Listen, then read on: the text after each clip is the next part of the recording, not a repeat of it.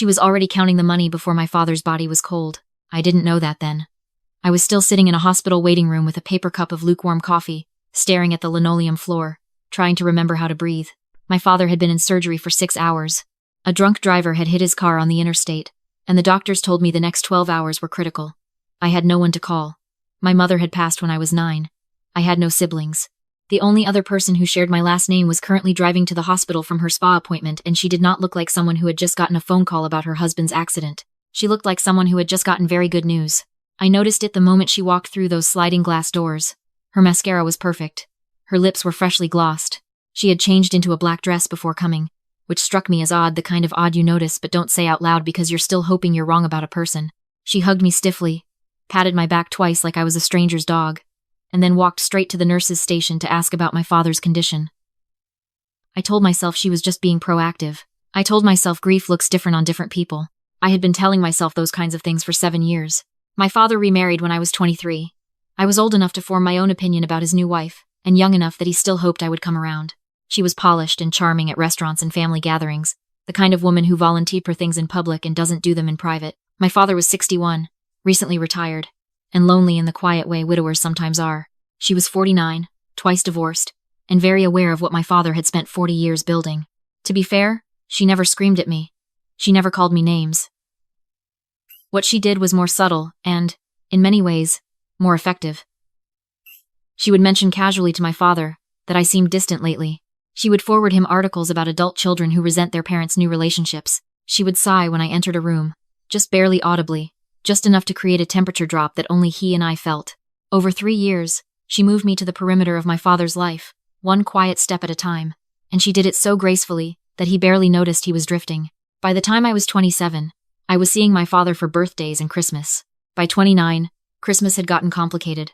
What I did not know, what she definitely did not know, was that my father noticed everything. He just didn't say it out loud. The surgeon came out at hour 7 to tell us the operation had been successful. My father was stable. He was in the ICU and would be unconscious for the foreseeable future. She cried then, beautifully, dabbing at the corners of her eyes in a way that left her makeup entirely intact. I sat in that waiting room for the next 4 hours, until they let me see him. She left after 40 minutes, citing exhaustion and promising to return in the morning. She did return in the morning, with a document. I was already there when she arrived, coffee in hand, 2 hours before visiting hours began because the night nurse had taken pity on me and bent the rules. She walked in carrying a leather portfolio, and she had a man with her I had never seen before. He was young, maybe late 30s, in a suit that was slightly too nice for 9 in the morning at a hospital. She introduced him as a family friend who happened to be an attorney, and she said it with the ease of someone who had rehearsed the sentence. They wanted to visit my father. They wanted him to sign a document updating his power of attorney. I stood up.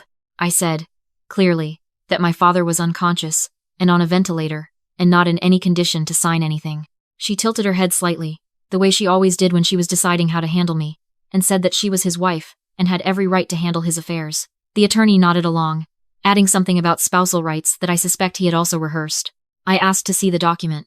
She hesitated for exactly 1 second too long before handing it over. It was a general, durable power of attorney that would grant her sole authority over my father's financial accounts, his investments, his property, and all medical decisions. The document she handed me was already filled out. It just needed a signature. My father's signature, from a man in a medically induced coma. I handed it back to her without a word and went to find the charge nurse.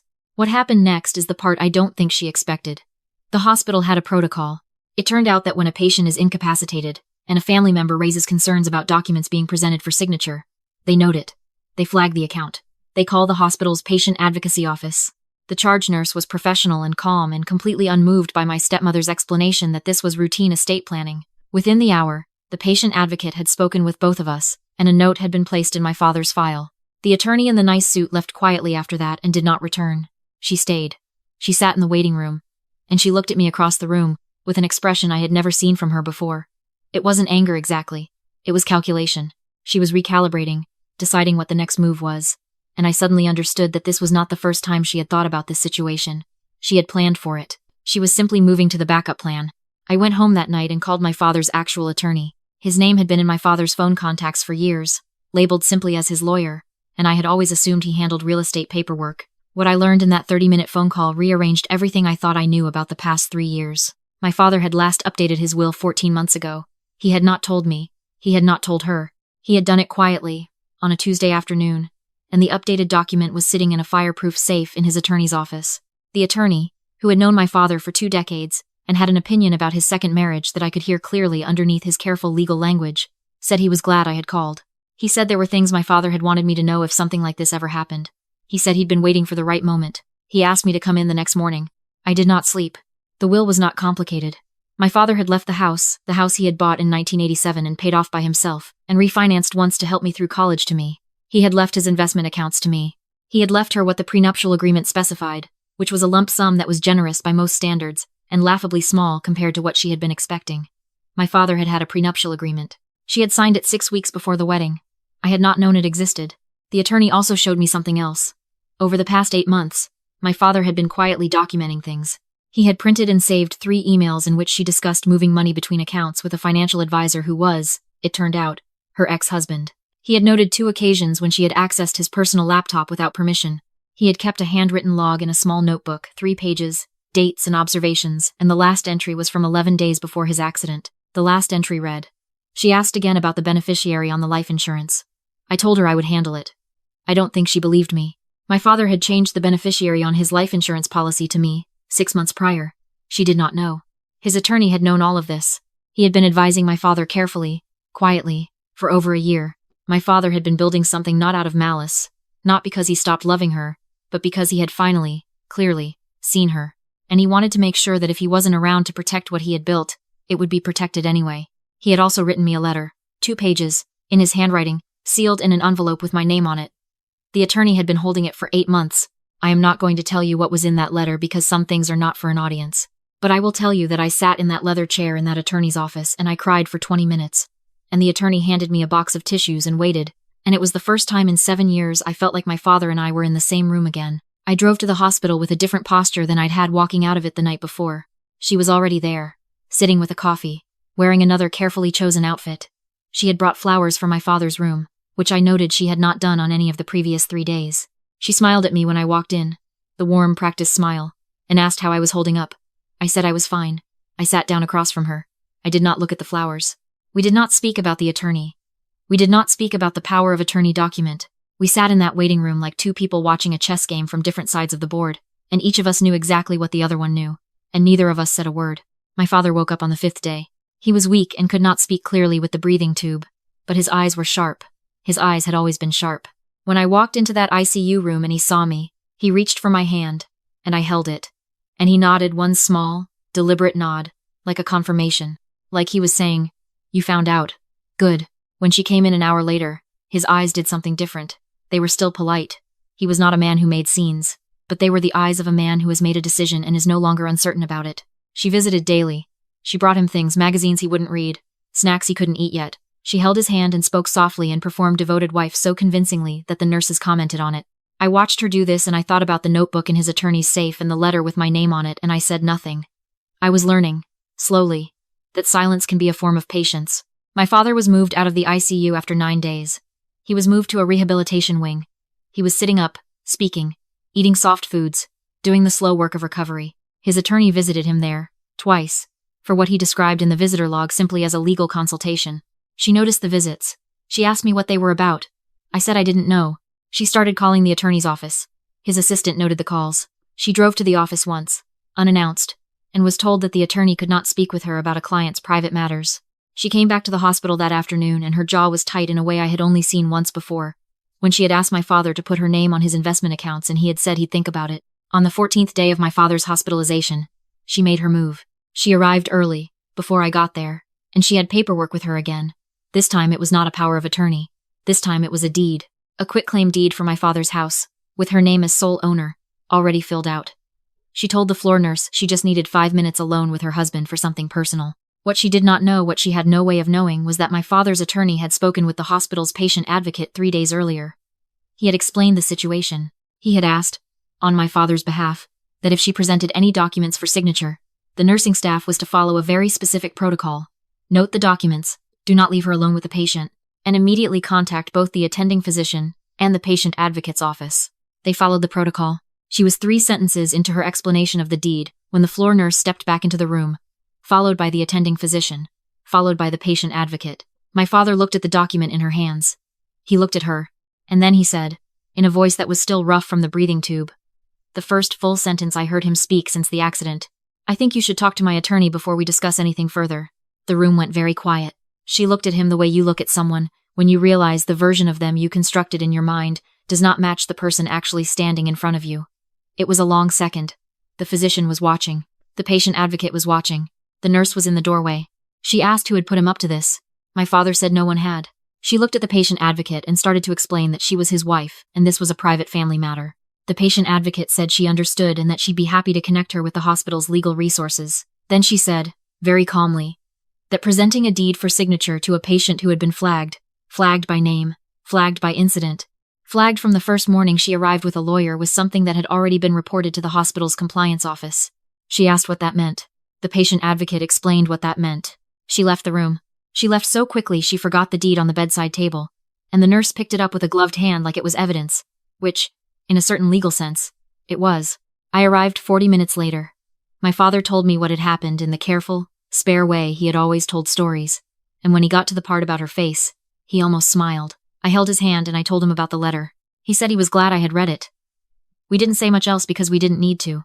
Over the next 3 weeks, things moved quickly. Her access to my father's accounts had been quietly frozen as a precaution, while his attorney reviewed the paperwork she had attempted to file. It turned out the quitclaim deed had been notarized with a notary stamp registered to the same attorney who had visited the hospital that first morning. The stamp had been used on a date when that notary's public record showed he had been in a different county. His attorney filed a report. The state bar received a complaint. She retained her own lawyer, who sent my father's attorney a letter. And there was a back and forth that I was not privy to, and did not need to be. What I knew was that my father was recovering, that the house was still in his name, and that the prenuptial agreement she had signed 8 years ago was enforceable, and being enforced. She moved out of the house on a Wednesday. I know because my father asked me to be there. Not to say anything. Not to interfere. Just to be there. I stood in the kitchen while she carried boxes to a moving truck, and she passed me 3 times without speaking. And on the 4th pass she stopped and looked at me, and I thought for a moment she was going to say something cutting, the way she used to in those early years when she was still deciding how much she needed to manage me. She didn't say anything cutting. She said, "You think you won something?" I thought about my father's notebook. I thought about the letter. I thought about him lying in that hospital bed, eyes sharp, squeezing my hand. I said, "I didn't win anything. He just finally got to say what he meant." She left. My father came home 6 weeks after the accident. He walked through his own front door on a Tuesday afternoon in October, and the house smelled like the soup I had been simmering since morning. And he sat down at the kitchen table and looked around the room like a man who has been away a long time and is surprised to find everything still standing. He said, "I should have done this years ago." I poured him a bowl of soup and sat across from him and said he did it when he was ready. He shook his head. He said he had seen it sooner than I thought. He had seen it the summer she told him I hadn't come to his birthday dinner because I had another commitment. He said I had actually called and told him I wasn't invited. He had never confronted her. He said he hadn't wanted to believe it. He said he was sorry for that. I told him he didn't need to be sorry. He said he needed to say it anyway. We sat at that table for 2 hours, talking the way we hadn't talked since I was in my 20s, and outside the trees were losing their leaves, and inside the soup got cold, and neither of us moved to reheat it. There is a version of this story where I spend a lot of time being angry. I understand that version. I lived in it for a while. There were nights in those early years when I drove home from my father's house from dinners, where she had said nothing wrong and done everything wrong, and I sat in my car in my own driveway, trying to understand how someone could be so deliberate and so invisible at the same time. I was angry at her. I was angry at my father for not seeing it sooner. I was angry at myself for not pushing harder, not saying it louder, not finding the words that would make him understand. But here's what I know now.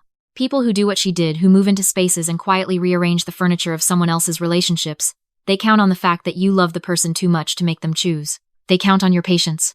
They count on your politeness. They count on the gap between what you see and what you can prove. And for a long time, that calculation works. Until it doesn't. Until the person you love has been watching just as carefully as you have and has spent 14 months building a case in a notebook and leaving a letter with his attorney just in case. She did not go to prison, though the attorney whose notary stamp appeared fraudulently on that deed lost his license and faced a civil proceeding I don't have full details on. She received what the prenuptial agreement specified. She moved to another state. My father filed for divorce, which was finalized 7 months after he came home. He is 70 now. He walks with a slight limp from the accident, which the physical therapist says will improve. He calls me on Sunday mornings. He has learned to make soup his is better than mine, which I told him, and he did not disagree. Last fall, I helped him clean out the study, and in the back of the bottom desk drawer, under some old tax files, I found the small notebook. 3 pages of dates and observations, his handwriting getting smaller toward the end, the way it does when he is being careful. I set it on the desk. He picked it up, looked at the cover, and put it in the recycling bin. I asked if he was sure. He said he was sure. He said some things you keep long enough to do the job they need to do, and then you let them go. I thought about that for a long time afterward. I thought about how much of my own energy had gone into waiting for her to make a mistake, waiting for my father to see, waiting for the moment when the truth would land somewhere it could actually be heard. 7 years is a long time to hold something carefully, but the holding mattered. The patience mattered. The decision not to burn the relationship down in an attempt to expose her. The choice to stay at the table even when the table had been made uncomfortable, those things mattered. Because when the moment came, I was still there. And so was he. Here is what I want you to hear. If you are watching this and you recognize any part of this story, there is someone in your life who is very good at appearing reasonable. They have never done anything you can point to directly. The damage is in the accumulation in the small redirections, the quiet exclusions, the way they have slowly rearranged what someone else believes about you. You are not imagining it. You are not being too sensitive. And you do not have to perform certainty in order to be right. You also do not have to set yourself on fire to make other people see the smoke. Sometimes the most powerful thing you can do is stay. Stay present. Stay clear. Stay documented. Stay close to the people who matter. And let time do what time does to people who are built on performance rather than substance. My father saw her. He just needed to be ready to say so. I am still here. I am his daughter. And that was never something she could sign away.